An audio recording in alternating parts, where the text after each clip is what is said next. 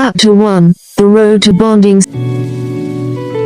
So, where have you planned to go? Joiria asked her husband Amir as soon as she woke up in the morning. Joiria, the thing is that my company has scheduled an important meeting, and because of that, I won't be able to go with you. Amir replied, you always do this. Even during the few holidays we get, you can't spend them with me. Joiria complained. I tried, but you know how my boss is. The company has a new tender we need to secure. Our entire household runs because of this company, and you understand that. Amir explained, I don't care. I'm not going. Our daughter Rixa has her university tour, and she'll enjoy her winter vacation. But what about me? Am I supposed to just sit at home? Joiria said dejectedly. Why should you stay home? Go with Faizan. I'll book a hotel in Lahore, and he's a good driver. Why should you stay alone here? Amir suggested.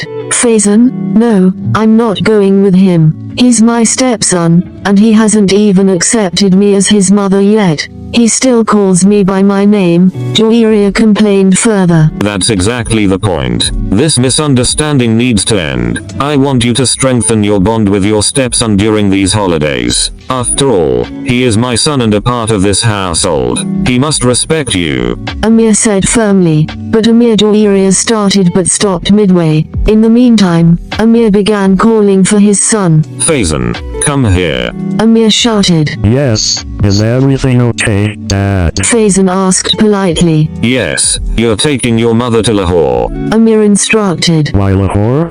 It's so far. Faizan asked, surprised. Because your mother wants to go somewhere for her winter vacation. Amir informed him. Dad, why me?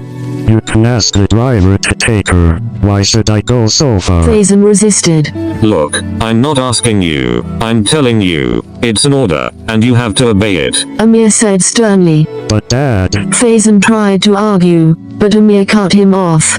During these holidays, I want you to strengthen your bond with your mother. You're grown up now, and you need to respect her. I know Joiria is your stepmother, but if you can't respect her or build a relationship with her, then you have no place in this house. Amir warned him further. Faizan listened quietly and, realizing his father's decision, lowered his head in submission. A little while later, Faizan was cleaning the car and inspecting its maintenance for the journey to Lahore. At the same time, Joiria came out of the house, ready with a large purse in her hand. So, finally, you're going on vacation. Rixa teased her mother, seeing her all dressed up. You can go with your university friends, but I can't go myself, Joiria replied sarcastically. Fine, where's Dad? Isn't he going? Rixa asked, looking around. No, dear, he has an urgent meeting, Joiria replied, sounding sad. So, you and Faizan are going together? Rixa asked, noticing Faizan standing nearby. Yes, I'm going with Faizan. I'll also meet your aunt in Lahore. It's been a while, Joiria informed her. Great, a change of scenery will do you good, and your health will improve. Rixa said. Do you have your things packed? Faizan suddenly asked loudly. Keep some water with you. It's a long journey. Who knows if we'll find anything along the way, Joiria predicted. Why is he talking like that? You should scold him. Rixa whispered to her mother. That's exactly why your father is sending me with him, to build a stronger bond. Also, your wedding is next month, and your father wants the household environment to be right, Joiria explained to her daughter. Fix this Faizan. He has such an attitude now, all because of his father's money. He's become so arrogant. Rixa complained.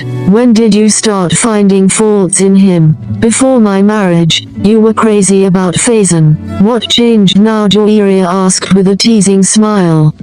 Well, back then, he seemed innocent. Now that I know his true colors, I regret ever liking him. Rixa replied. Well, better late than never. It's good that your eyes have opened now. Next month, you'll be married to Giannis and will have your own home, Joiria said, caressing her daughter's face. Hearing her mother, Rixa blushed and walked back inside with a faint smile. Are we going or not? Faizan asked harshly, seeing Rixa leave. Annoyed by his tone, Joiria parted and sat in the car. Listen, no matter what our relationship is, you need to speak to me with respect, Joiria complained as Faison took the driver's seat. It's up to you.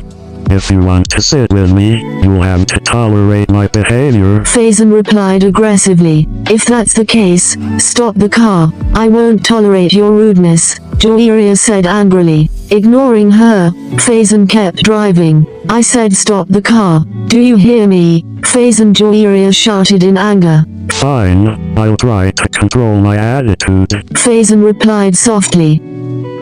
Faison was a skilled driver and drove at 100 kilometers per hour while playing soft music on the radio to lighten the mood. The road was long. I'm hungry, Joiria said after a while. We just left not too long ago, and you're already hungry? Faison teased. Don't call me by my name. I'm your mother. And yes, I'm hungry, Faison, Joiria snapped. There's a hotel a little ahead. We'll stop there for food. Faison replied. God, what have I gotten myself into? People go on vacations to enjoy, and here I am enduring misery, Joiria lamented. I didn't ask you to come with me. If you're bored, it's not my fault. Faison retorted. Look at your attitude. Who drives a car so angrily, Joiria criticized. There's the hotel. Grab something quickly. We need to leave soon. This area isn't safe, especially at night. Faison warned. Ignoring him, Joiria got out of the car and went inside the hotel, sitting at a table to enjoy her tea. I told you to get something packed, and here you are, sitting and sipping tea. Faison said angrily, walking into the hotel. Listen, I came here to enjoy myself. This trip is for my enjoyment, not to follow your orders. And by the way, you're my son, not my husband, Joiria replied. Fine, if you're done, please come back to the car. Faison requested softly. Hearing his tone, Joiria got up, had the tea packed, and left with him. The sun was setting, and the road ahead was desolate. Darkness was about to take over. I need to use the restroom, Joiria suddenly said. Are you joking?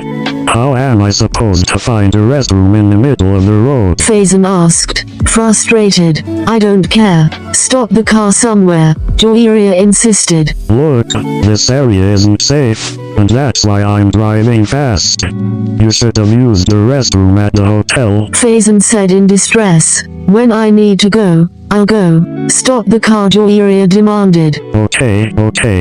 I'll pull over. Go behind the bushes and be quick. It's dangerous here. Faison suggested. Stop trying to scare me, Joiria said as she got out of the car. Faison parked the car on the side and waited for his stepmother to return while scrolling through his phone. Faison was sitting in the car, waiting for his stepmother to return, when suddenly, the ringing of his phone caught his attention. Yes, Abu, go ahead. Faison said as he answered the call. How is your trip going with your mother? Faison's father, Amir, asked. Abu, we're still on the highway. Faison replied. Alright, everything else is fine, right? You're not arguing with her, are you? Amir inquired. No, Abu, you can ask her yourself. Faison handed the phone to Joiria as she returned to the car. Who is it? Joiria asked, surprised, looking at Faison. Abu. Faison responded briefly. Everything fine there? Amir asked Joiria. Yes, everything is fine, but I'm upset with you, Joiria replied, showing some attitude. Don't be upset. Next time, I'll be with you. Amir said, trying to console her.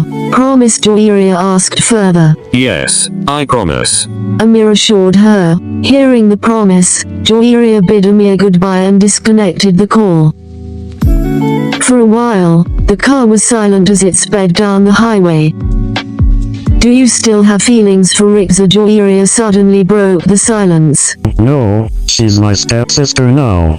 I don't have such feelings for her anymore. Faison replied briefly. If I divorce your father, will you still consider Rixa your stepsister? Joiria asked further. Faison stared at Joiria in surprise at her question. There's a motel ahead. We'll have to spend the night there. Besides, I can't drive at night and this road is dangerous. Faison said, changing the subject. Faison parked the car outside the motel in the designated area. Both Joiria and Faison got out of the car, had dinner at the motel, and booked a room to stay the night. They went to their room to rest. Chapter 2. A Kiss in the Dark. Is there only one bed here? Joiria asked as she entered the motel room, glancing toward the bed. Yes, and I'll be sleeping here. Faison replied, jumping onto the bed with a grin. What kind of joke is this? Where am I supposed to sleep? Joiria asked, clearly distressed. Joiria, you know I've been driving all day, and my back is killing me. I have to drive again tomorrow morning. Faison pleaded. Fine, move to one side of the bed, I'll take the other side, Joiria said, settling on the opposite side of the bed. Joiria lay on her side, facing away from Faison. The room was filled with silence, and both were wide awake, unable to sleep in the unfamiliar setting. Are you asleep? Joiria asked without looking at him. No, I can't sleep. Faison replied while lying on the bed. You didn't answer my question, she pressed further. What question? Faison asked, seeking clarification. If I divorce your dad, will you still consider Rixa your stepsister? Joiria repeated her query.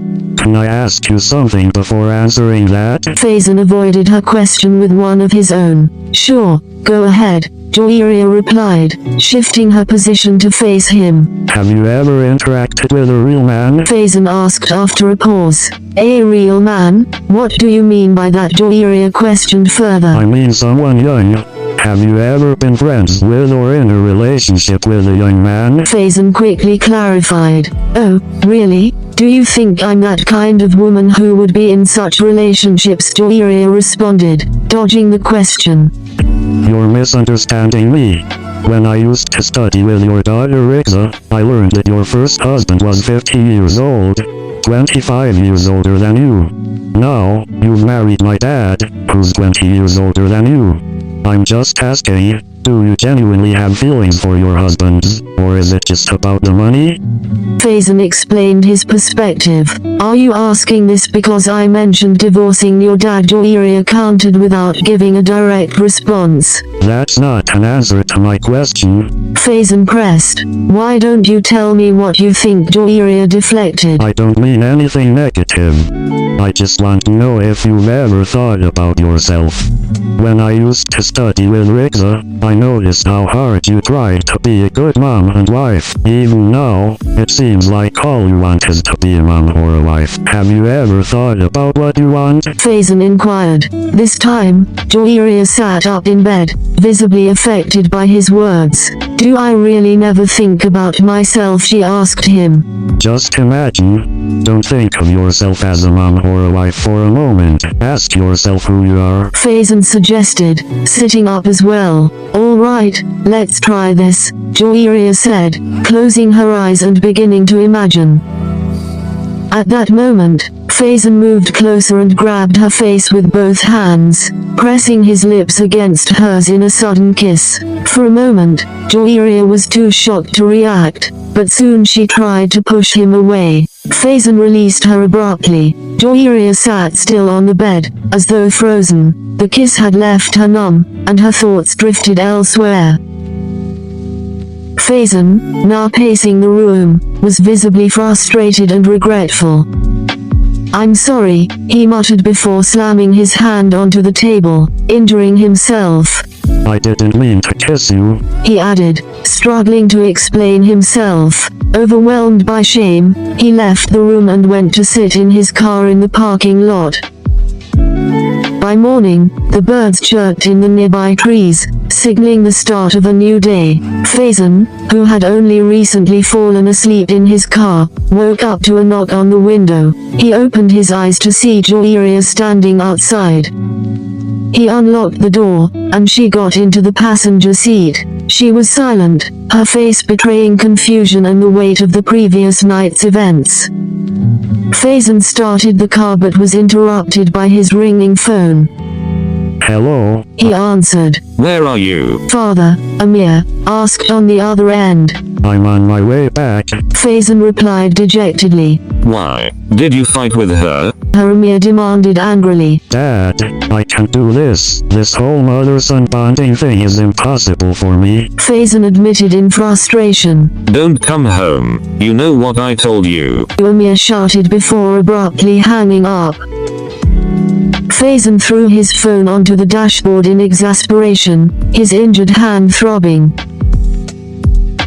How long have you felt this way? Joiria suddenly asked, breaking the silence. Faison tried to avoid her question, increasing the car's speed. Your hand is bleeding, she said, glancing at him. At her insistence, Faison pulled over. Joiria rummaged through her large purse and took out a bandage. Grabbing his injured hand despite his resistance, she began treating it. Is this why you haven't been able to accept me as your mother? She asked while tending to his wound. Faison remained silent. I won't let you drive unless you answer me, Joiria said firmly. You're making things harder for me. Faison said, looking directly at her. No matter what happens, even if you divorce my dad, Rixa will always be my sister. I hope that answers your question. Faison finally said, starting his explanation. The truth is, I never loved your daughter Rixa. From the moment I saw you at school, I was drawn to you. Rixa was just a means for me to see you and be near you. I know you never noticed, but I used to come to your house only to see you. Then why were you always so rude to me? Joiria asked, astonished. When you married my dad, I was devastated. I swore I'd never tell you how I felt. How could I, when you're my stepmother? Faison confessed. Before Joiria could respond, a man suddenly got into the back seat, pointing a gun at them. Drive. The man ordered, aiming the weapon at Faison. Chapter 3, Dangerous Desires. Keep driving quietly. Don't try to act smart, or I'll shoot you. The gunman warned Faison. Look, we don't have anything. If you don't believe me, you can check my purse, Joiria said, pointing toward her purse in an attempt to convince him. Even if you don't have money, it's still necessary to rob you. The gunman said while looking at Joiria with malicious intent. This isn't right. Faison reacted. It seems like the love between you two is deep. Well, let's make a deal. Give me money, and I'll leave. Otherwise, I'll have to take something else. The gunman suggested. Please let us go. I'm begging you, Joiria pleaded with folded hands. I've seen enough of these dramatics. Now turn the car to the right and park near the tree. The gunman ordered. What are you planning to do? Faison asked nervously. Look, as your beloved has begged me to spare you, I'll have to shoot you first. Then I'll take something from her, leave her here, and drive away with your car. The gunman said menacingly. No, please don't harm her. If you want the car, take it, Joiria pleaded again. Sweetheart, I could make do with the car, but I need to feed my stomach too. First, I'll sell your car. God knows how much it will fetch and how long it will take to sell. That's why I need something from you now. Either give me cash, or I'll leave with whatever I can take. The gunman explained. Before Faison could respond, his phone rang loudly. The car was already parked near a tree. Faison hesitated to pick up the call. Who's calling, hero? The gunman asked, glancing at the phone. My dad. Faison replied briefly. Pick it up and tell him you've been kidnapped. The gunman ordered. Hello, Dad. Faison answered the call. Where are you? Where's Joiria? Faison's father asked. Dad, we've been kidnapped. Faison said, crying. What nonsense are you talking about? Amira asked in shock. Listen, this isn't nonsense. Your son and his girlfriend have been kidnapped. If you don't transfer 2 crores to his account within half an hour, I'll kill them both. The gunman warned. Please, brother, don't harm my wife and son. Amir pleaded tearfully. You have half an hour. The gunman gave his final ultimatum and ended the call.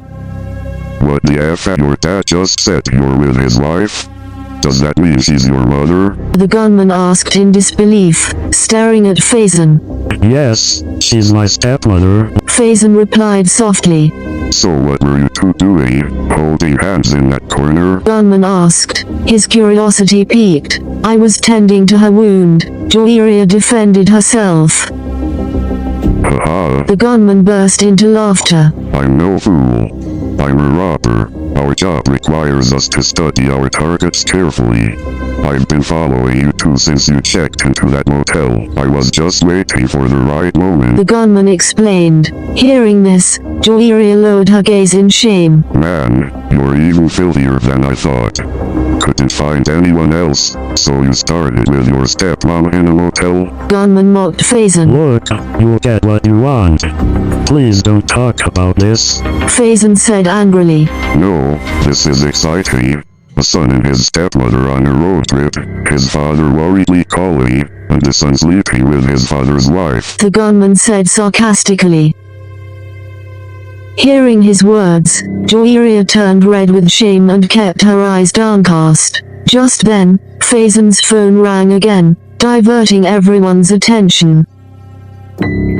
Hello? This time the gunman answered the call. The money has been arranged. It'll be in my son's account shortly. Please don't harm them. Amir begged. Fine, hurry up. The gunman said arrogantly and ended the call. Does your dad know about all this? The gunman asked Faison again. Yes. What do you want? Faison asked softly. You know what I want. The gunman said, pointing his gun at Faison. Hand over your wallet. The gunman ordered threateningly. Without saying anything, Faison handed over his wallet. The gunman took out the ATM card and waved it in the air. And madam, what do you have to say about this relationship? The gunman asked Joiria mockingly. Joiria remained silent. You really love your young stepson, don't you? Gunman pressed further. You've got the money. Please let us go, Joiria requested once more.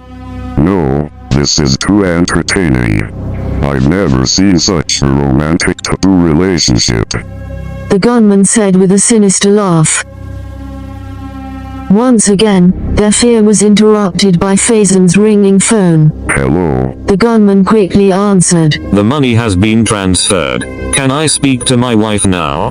Mira asked in a sorrowful tone. I'll let you talk to them after I receive the money. The gunman replied and hung up. All right, hero, drive to the nearest ATM, the gunman ordered, keeping his gun pointed at Faison. A few kilometers down the road, they stopped near an ATM. Step out, and you, madam, don't try anything smart. If you do, your lover boy will be shot. The gunman warned Joiria before stepping out with Faison. At the ATM, as the gunman fumbled to retrieve the card from his pocket, Faison seized the opportunity. He pushed the gunman, causing the gun to fall. Faison picked it up and, without thinking, closed his eyes and fired. One bullet hit the gunman's forehead, killing him instantly. When Faison opened his eyes, he saw the gunman lying lifeless. Shaking with fear, Faison dropped the gun. He had never witnessed such a scene before. Faison was still trembling as he sat in his seat. He couldn't speak and seemed completely frozen. Joiria, observing the empty road and the eerie silence, drove the car at full speed. Once they were far from the incident site, Joiria stopped the car near a small lake. Faison remained quiet, even though his trembling had subsided. He still couldn't bring himself to say anything. Joiria, after stopping the car, looked at Faison for a while before taking his hand and guiding him out of the car. Look how beautiful this view is, she said, trying to distract him and change his mood. When Faison didn't respond after some time, Joiria moved closer to him. Once again, she placed her soft, tender lips on his. For a while, near the edge of the lake, they kissed passionately, like a honeybee drawing nectar from a flower. This is wrong. Faison said, pulling himself away from her. What's wrong? Joiria asked with a sweet smile. You're my stepmother. Faison replied, I was your stepmother. I don't want to go back to your father anymore, Joiria said firmly. Why are you saying this? He's calling us. Faison said, checking his pockets for his phone. What call? What father? Everything is gone. That robber did something good by stealing your phone. That ringtone was really annoying, Joiria said irritably. I still don't think this is right. Father will find out. Faison expressed his concern. You know, that robber opened up so many paths for me personally. You once said that I never think about myself. I got a chance to finally think about my own life. Honestly, when that robber was talking about the relationship between you and me, I felt something I had never felt before. His words, combined with your emotions, gave birth to these feelings within me. You asked me once if I had ever met a real man. Now I feel like I never had before. I've never encountered real emotions or a real man until now. Faison, I want to be yours. I love you, Joiria explained as she moved closer to Faison. But what will we tell father? Faison asked in surprise. It seems you still don't understand my plan. Don't you believe that whatever happens is by God's will? It's His will that brought us together. It's because of Him that all this happened so we could stay united, Joiria said, dragging the conversation further. How is this possible? Faison expressed his astonishment again. Look, there are 20 million rupees in your account that your father transferred. He doesn't know whether the robber is alive or dead. You can withdraw that money and build a good and better future for us. A life where I can just be yours, Joiria detailed. But what if he starts searching for you? For you, Faison asked, probing further. Go home and tell him that the robber killed me and ran away with all the money. Say you barely managed to escape. If he sees you alive, he'll surely be happy. As for mourning my death, it won't last long. He'll marry again soon. And since Ripes's wedding is already set for next month, she'll leave too. As for me, I'll spend my life with you and become the mother of your children. Joiria explained her plan further and fell into Faison's arms.